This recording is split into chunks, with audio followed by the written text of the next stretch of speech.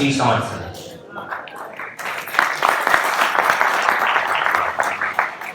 सबसे पहले तो इस संस्थान को बहुत बहुत धन्यवाद कि हम लोगों को यहाँ आमंत्रित किया। मैं सामर्थ कुमार हूँ और विगत 10 वर्षों से मैं नशा मुक्ति के क्षेत्र में काम कर रहा हूँ। और इस काम को करते दौरान मेरे अनुभव इस तरह के रहे हैं कि नॉर्मली हम लोग जो वीडियोस देखते हैं, जो सेंसिटाइजेशन के प्रोग्राम्स देखते हैं, उसमें जो लिखी और पढ़ी हुई बातें होती हैं केवल उन तक का ज्ञान रहता है हमको, है ना। जो भी इनको लेके एनालाइजेशन होती है कि नशे का प्रभाव इस तरह से होता है, नशा क्या क्या बुराइयां लाता है हमें, बट जो रूट प्रॉब्लम्स होती है कि नशा आदमी करना कैसे सीखता है, बच्चे नशा करना सीखते कैसे और किस तरह से ये पूरी यूथ को, पूरे समाज को खराब कर रहा है, किस तरह से ये हमारे पूरे देश की जगह खोखली कर रहा है, घरों में एक्चुअल क्या प्रॉब्लम है, किस तरह से हर रोज हर रात परिवार वाले रात में सर्वाइव करते हैं खुद को बचाने के लिए, घर में शांति रखने के लिए, एक रात का खाना मुहैया कराने के लिए। ये बहुत मार्मिक और बहुत बड़े चैलेंजेस हैं जिनकी तरफ अधिकतर लोगों का ध्यान नहीं जाता है। ये जो प्रोग्राम हो रहा है केंद्रीय सामाजिक न्याय विभाग की तरफ से जो एक नया इनिशिएटिव चला है, नशा मुक्त भारत अभियान, उसका बहुत अच्छा इनिशिएटिव है। बट आज 2022 में इस चीज़ की जरूरत क्यों पड़ रही है? उसकी मेन वजह ये है कि नशा इतनी तेजी से बढ़ रहा है, इतनी तेजी से बढ़ रहा है कि आज अगर हम 3 साल पहले का सर्वे देखते हैं तो जो अमूमन एक उम्र हुआ करती थी बच्चों की कि नशे में पड़ने की एक एज होती है, वो 16 से 18 या 20 साल की एज हुआ करती थी, और 2022 तक घटते घटते वो एज 12 से 14 साल बच चुकी है। ऑलमोस्ट हमारे यहाँ पे इस तरह के बच्चे आते हैं जिनको चाइल्ड लाइन के थ्रू रेस्क्यू किया जाता है, और जो बच्चे बाल न्यायालय के द्वारा हमारे यहाँ भेजे जाते हैं, उनमें बहुत अच्छे घरों के बच्चे भी हैं, कचरा पीने वाले भी हैं, और जो स्टेशनों पे सिगरेट पाउच ये सब बेचते हैं वो बच्चे भी हैं। और कई बार आप लोगों ने भी देखा होगा, आप जब सफर में जाते हैं तो वो बच्चे सुलोचन एक रुमाल लिए सूंघते रहते हैं, अपनी ही धुन में रहते हैं। तो एज वो घटती जा रही है और वही बच्चे किन्हीं और 4 बच्चों के संपर्क में आते हैं, वो फिर और 4 के संपर्क में आते हैं, ऐसे एक पूरी चेन बनती चली जाती है नशे वालों की, है ना।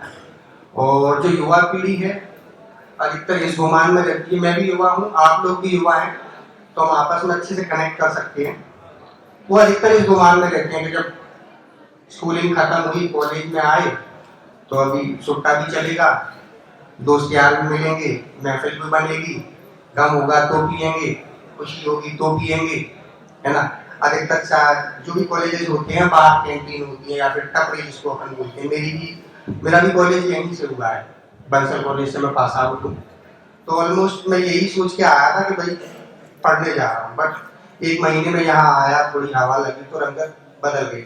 दिमाग पहले ये था कि मैं बंसल में एडमिशन लिया है, उसके बाद 1 महीने बाद ये होगा मेरा एडमिशन टपरी पे हुआ है, मेरा जितना भी रोग चलेगा वो टपरी पे चलेगा, कोई फर्स्ट ईयर का बच्चा जाए ना जाए मैं तो जाऊंगा क्योंकि मुझे सिगरेट पीनी है ना। कोई रैगिंग का डर नहीं, भय नहीं, और उसी तरह के सर्किल में मैं एडजस्ट हो गया। वहाँ जाओ तो उसी तरह के जो ईयर बैग 2 ईयर बैग इस तरह के बच्चे मिले और मैं उन्हीं में घुल मिल गया, उन्हीं में रम गया। कॉलेज से बंक कर देना, इवन पेपर छोड़ देना, घर से निकले कॉलेज तक जा रहे हैं तो रास्ते में कलाई मिलती है वहां बैठ जाना। मेरी 7 साल में डिग्री हुई और शुरुआती दौर में बड़ा मजा आता है कि मैं बहुत अलग हूँ, मैं कूल हूँ, मेरा रुतबा है मेरे बैच में और कोई मुझसे बोल नहीं सकता कुछ। पर जब 4th ईयर था मेरा तो मेरे बच्चे साथ वाले जो जा रहे थे खुशी मना रहे थे तो मैं रो रहा था। गिनती के 3-4 दोस्त बने थे, उसमें से भी सेमबैक तक साथ रहे वो। तो मैंने मजाक में उनसे बोला कि यार साथ नहीं छोड़ेंगे, साथ तक चलेंगे। बोले भाई पढ़ाई में दोस्ती नहीं होगी, हर चीज में हो जाएगी, हमारे घर वालों पे इतना पैसा नहीं है, पढ़ाई में दोस्ती नहीं होगी। और उसके बाद उनका सेमबैक द्वारा लगा नहीं, वो 4.5 साल में डिग्री करके चले गए। उस दिन में और ज्यादा रोया कि बच्चे को जो 2-3 वो भी चले गए, वो पालना के लिए। ऐसे करके मेरी 7 साल में डिग्री हुई। आँख खुलते खुलते इतना समय लग गया जो 1.5-2 साल का मेरा पीरियड था, जिस दौरान मैं लगातार अपने पेपर बंक करता रहा, कॉलेज बंक करता रहा, और जब होश आया तो मैं अपने जूनियरों के साथ, फिर उनके भी जूनियरों के साथ, वहाँ तक मेरी जर्नी चली। ऑलमोस्ट मेरे जो कॉलेज के टीचर थे, मेरी फैकल्टीज थी, उन्होंने बोल दिया था कि तेरा कुछ हो नहीं सकता है, या तो तू डिग्री छोड़ के, अभी समय है तो बीएससी वगैरह जो भी ग्रेजुएशन है कर ले, नहीं तो तेरी ये उम्र चली जाएगी। बट मैं जिद्दी स्वभाव का था, तो टिका रहा, नशा छोड़ा। उसके बाद समझ में आई चीज़ें कि सही क्या है, गलत क्या है, माँ बाप ने यहाँ क्यों भेजा है, तो डिग्री भी हो गई जैसे तैसे, छोड़ी गई।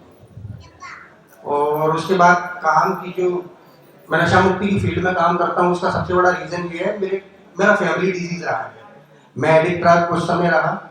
मेरे एक भाई नशे की वजह से एक्सपायर हुए, और मेरे फादर नशा करते थे, मेरे एक भाई और हैं वो नशा करते हैं। तो ऑलमोस्ट मेरा 10 साल तो ये जो काम का समय रहा है नशा मुक्ति का, और करीब 20 साल खुद के नशे का, और अपने घर में जो नशा देखा है, रोज पलते पनपते बड़ा होते हुए केवल नशा।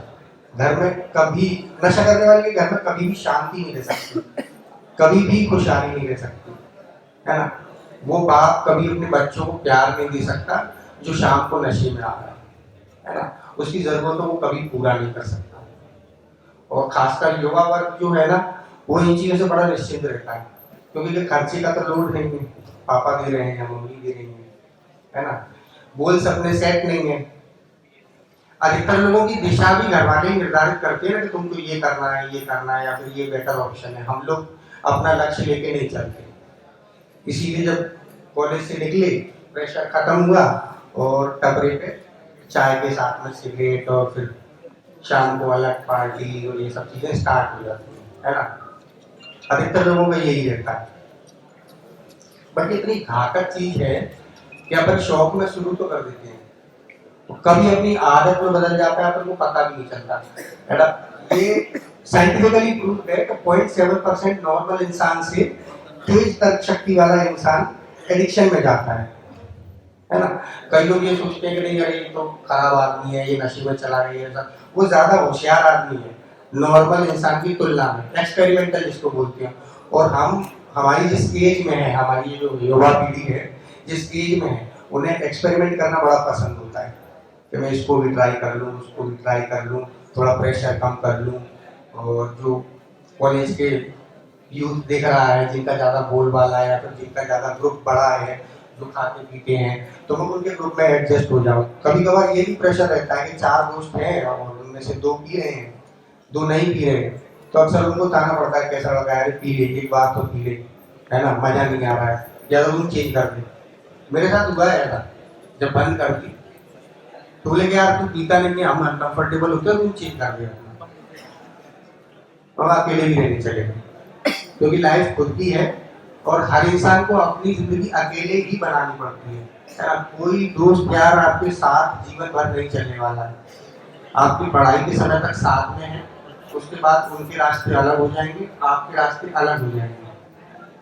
तो मेन चीज ये है कि सेंसिटाइजेशन जो प्रोग्राम है वो इसीलिए है कि हम शुरुआत को रोकें।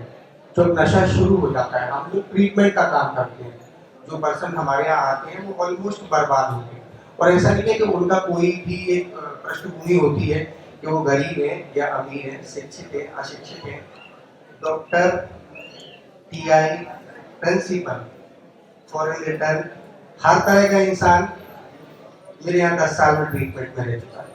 उसका कोई एजुकेशनल स्टेटस नहीं होता है, कोई उसका फैमिली बैकग्राउंड नहीं होता है, एडिक्ट हमेशा एडिक्ट रहता है। एक बार जो स्टार्ट हो गया, ये एक प्रोग्रेसिव डिजीज है, समय के साथ साथ बढ़ता है ना। आपकी बॉडी का टॉलरेंस लेवल, जो भी आप नशा कर रहे हो, जिसमें सिगरेट पी होगी, उसने एक बार स्टार्ट की होगी, फिर दूसरी बार भी एक ही पी होगी, तीसरे दिन भी एक ही पी होगी, बट हफ्ते 10 दिन बाद वो 2 हो गई होगी, फिर वो डिब्बी में कन्वर्ट होती है, डिब्बी के बाद वो 2 डिब्बियों में कन्वर्ट होती है।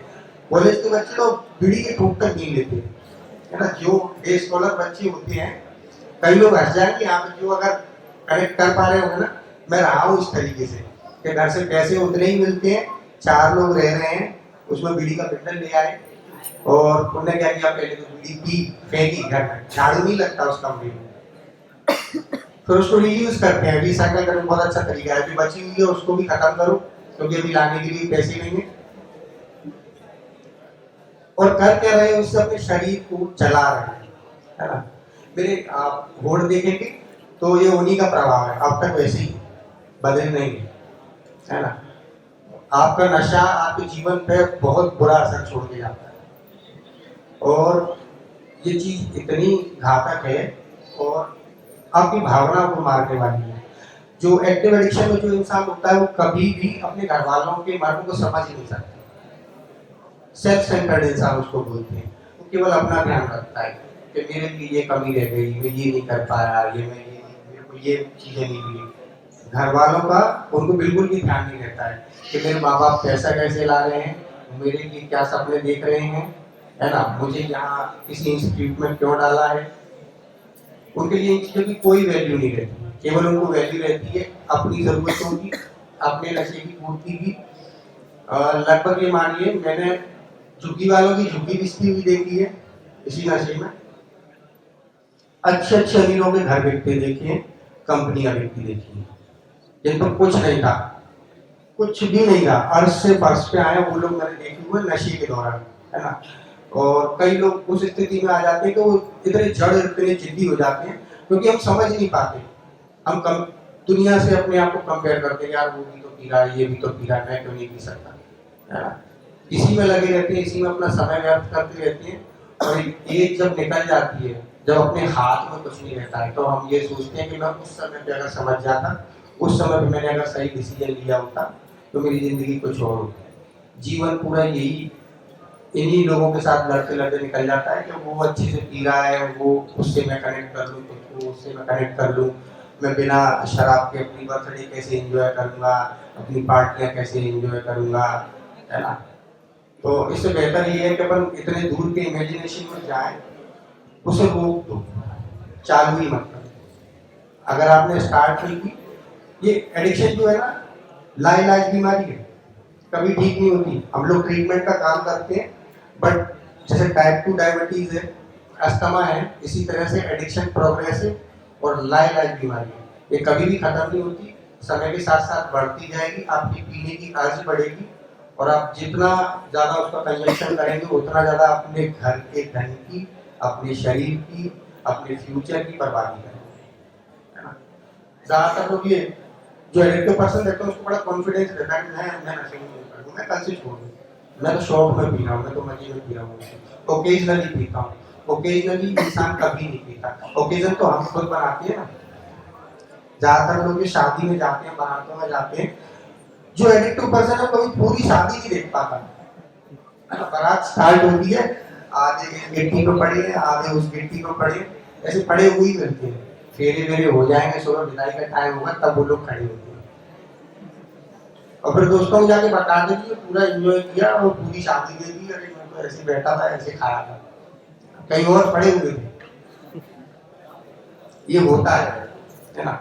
और लगभग मैं इस फील्ड में हूँ, मैंने बहुत एजुकेटेड लोग ऐसे देखे हैं और बहुत अच्छी फैमिलियां ऐसी देखी हैं जिनके घरों में सन्नाटा रहता है, आस पड़ोस किसी को कोई मतलब नहीं है। एक माँ अपने बच्चे से डर रही है, कमरा बंद करके बैठी हुई है कि उसका बेटा नशे में उसे मार देगा, या तो उसे पैसे दिए जाए या खुला छोड़ दिया जाए। इस तरह के जीवंत उदाहरण हमने देखे हैं, ऐसे भी उदाहरण देखे हैं। अच्छा, आप अभी यंग एज में हो, आगे चल के आप भी आपका भी परिवार होगा, सारी चीजें होंगी, बच्चों पर बड़ा प्रभाव पड़ता है। जो हमारी नई पीढ़ी है उस पर हम जिस तरह से जी रहे हैं उसका बड़ा प्रभाव पड़ता है। इस तरह के मेरे जीवन में उदाहरण रहे हैं। एक 10 साल 11 साल का बच्चा नशा कर रहा है, अपराधी बन गया, नशे की जरूरतों को पूरा करने के लिए चोरियां कर रहा है, उसे पुलिस पकड़ रही है। बट ऐसा हो क्यों रहा है? क्योंकि उसके पिता रोज शाम को दारू पी के घर आ जाते हैं, उसे मारना, उसकी माँ को मारना, खाने की थाली में लात मार देना, ये सारी चीजें होती थी उसके साथ। तो वो शांति ढूंढने के लिए उन्होंने कहा ठीक है बाहर जाके बैठ जाओ। बाहर 4 और बच्चे मिल गए, उनमें से एक नशे वाला मिल गया, वो भी नशा करने लगा, उसको उसमें मजा आने लगा। ठीक है, पापा की मार और गालियों से अच्छा है कि यहाँ नशा करो, दुनियादारी भूलो, बैठे रहो। अब घर से पैसे नहीं मिलते, उम्र बहुत कम है, तो चोरी करने लगे, किसी की सब्जी बेच दी, किसी का ठेला बेच दिया, पुलिस पकड़ के गई। अंत में बाल सुधार गृहों में वो रह रहे हैं बच्चे, है ना। तो जितनी युवा पीढ़ी की जिम्मेदारी है उतनी ही पेरेंट्स भी इस चीज को विशेष ध्यान रखें। और जो लोग इस चीज को नहीं समझते हैं, तो हम लोग यहाँ हैं, आप लोगों से इंटरेक्शन कर रहे हैं, तो आप जितना बेहतर हमसे कनेक्ट कर पाओ, इन चीजों को समझ पाए।